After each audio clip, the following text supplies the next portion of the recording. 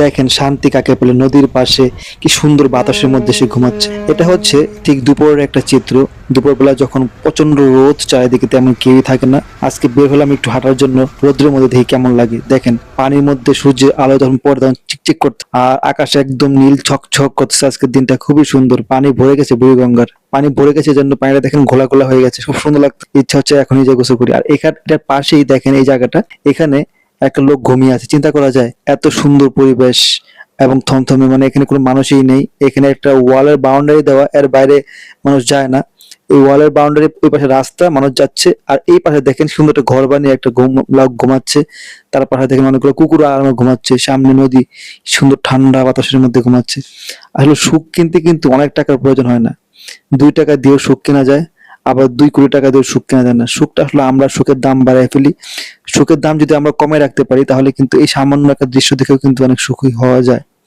আবার অনেক সময় দেখা যায় যে অনেক দামি জিনিস দিলেও মনে সুখ আসে না। তাই সুখের দামটা আমাদের নিজেদের কমিয়ে রাখা উচিত। খুব কম জিনিস পেয়েও যদি আমরা খুব সুখী হই, তাহলে আমাদের জীবনে সুখ হবে। যখনই ইচ্ছা করে নদীর পাড়ে চলে আসি, আমার বাসার ঠিক পাশে এই জায়গাটা, আমার ভালো লাগে খুব। একা একাই আসি, কেউ নেই, একা একাই আসছি। লঞ্চ যাচ্ছে, নৌকা যাচ্ছে। আসলে ঢাকার সেই যান্ত্রিক পরিবেশের মাঝখানে সামান্য একটু শান্ত পরিবেশ দেখার জন্য আর কি জাস্ট এখানে চলে আসি। সামনে দেখেন একটার পর একটা লঞ্চ যাচ্ছে, স্টিমার যাচ্ছে, স্পিড বোট যাচ্ছে, কত সুন্দর লাগতেছে।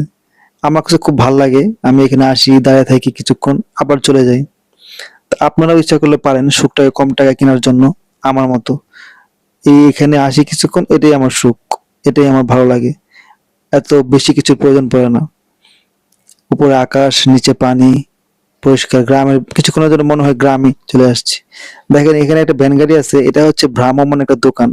এখানে চা, বিস্কিট এগুলো নিয়ে আসে, কিন্তু কোনো দোকান টোকান তেমন কাছে নেই। এই জন্য এই লোকটা এই চা, কফি, বিস্কিট এগুলো নিয়ে আসে। আমি একটা বিস্কিট খেয়েছি এখান থেকে।